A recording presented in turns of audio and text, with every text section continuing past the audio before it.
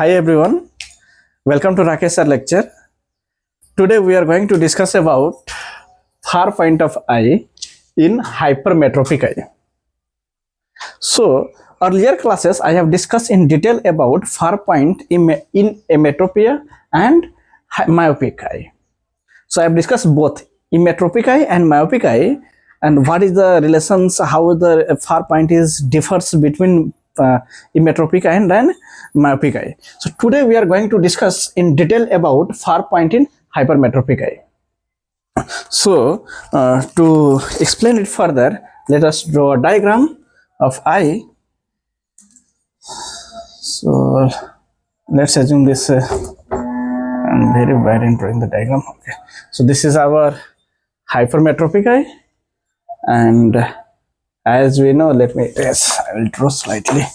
I need, as you know, hypermetropic light will focus behind the retina, so I need more space behind the eye. So I will draw it from here, and yeah, and this is the retinal plane. Now what happens in hypermetropic eye in normal conditions? When hypermetropic eye is seeing far, looking for far object, a light coming from far will, a parallel ray of light which is coming from far, what will happen?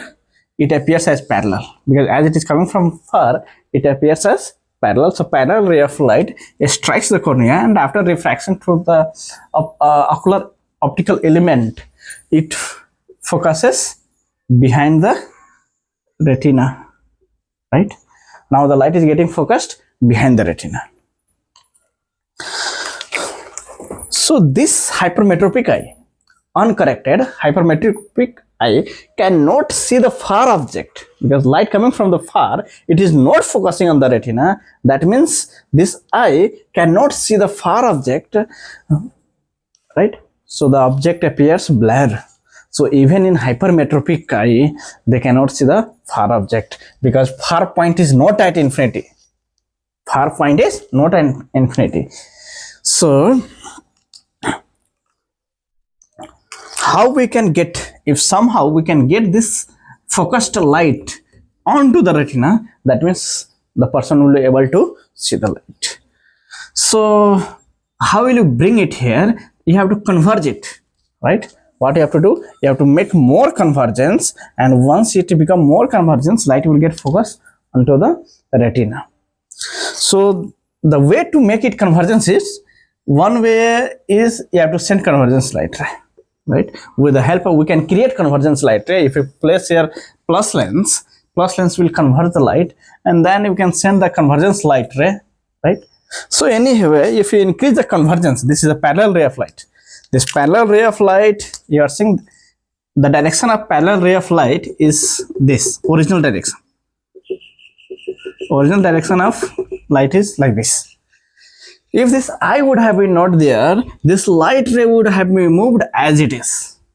But because this eye has plus power, right, plus around plus 60 diopter, so the eye has plus power, I converge this parallel ray of light and made focus onto the, and made to focus, right? Similarly, if you send convergence light ray, if I increase from parallel light to convergence light ray, let us draw that. If I increase the convergence, let's assume I am sending now the convergence light ray. Okay, this is the convergence light ray. This is also the convergence light ray. Let's assume this both light ray aim to focus behind the retina. This aim is like that. Once you increase the convergence, once from parallel ray of light, once you keep starting increasing the convergence, right, the light will be keep moving toward closer to the retina, right? The light will be keep moving toward to the closer to the retina, and at a point will come at a point will come, if you aim to focus light on that point, light will be automatically get focused onto the retina. How?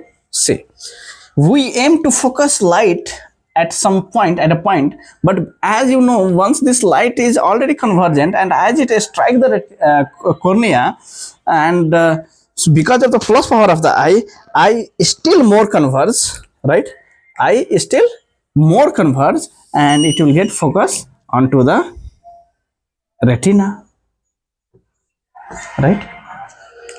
So because of the plus, still this is convergent, but because of this plus power of eye, still it got convergence and I get focus onto the retina. So even you aim to focus here, but a light will get focus onto the retina and you can see it clearly, right? So that means this point should be considered as the farthest point, because without accommodation, light is focusing onto the retina when you aim to focus at this point, right? So this point should be considered as the farthest point or far point. Okay, so this is the far point, right? So far point of retina is always behind, far point of hypermetropic eye is always behind the retina, right? This is one concept. So I will recap once more. When you see far object, hypermetropic eye seeing far object, and if the far object means light should come parallel ray of light, and if this eye would have been not there, the original direction of light is parallel, they are going to just meet at infinity, just they are going to move parallel as it is, right? But as the eye is present, because of the plus power of the eye got light got converge and focus here, right? So light got focus at point, just assume this is point A, this is point B. So light got focus at point B, A. And now I want to bring this point A onto the retina. But what you do is you just increase the convergence, right? You just increase the convergence. Because of the converging nature of light, what will happen? The light, this focused point will be start moving close to the retina. So at a point will come, what will happen? If you aim to focus at such point, because of the extra plus power of the eye, plus power will converge. So even I aim to focus at this point, but because of the plus power, still convergence will happen and light will focus onto the retina. So such point is known as the far point, and it is always behind the retina. And also mathematically also we can calculate. We know the formula for the far point, how to calculate it, how much behind the retina. It depends upon how much degree of hypermetropic you have. For example, far point equal to 1 by degree of hypermetropia. Degree of hypermetropia. So 1 by degree of, let's assume if you have 2 diopter of hypermetropia. If you have 2 diopter of hypermetropia, then it will be 1 by 2, and of course plus 2 will be there, but plus or minus it doesn't count because it is in modulus. So 1 by 2 is 0.5 meter or 50 centimeter. So if someone is having 2 diopter of hypermetropia, that means their far point will be 50 centimeter. Other example you can take, if someone is having 5 diopter, so the same things, far point for such patient 1 by 5, right? 1 by degree of hypermetropia 1 by 5. So 1 by 5 is 0.2 meter, right? And it is 20 centimeter. So that means if someone is having 5 diopter of hypermetropia, their far point will be 20 centimeter behind the retina.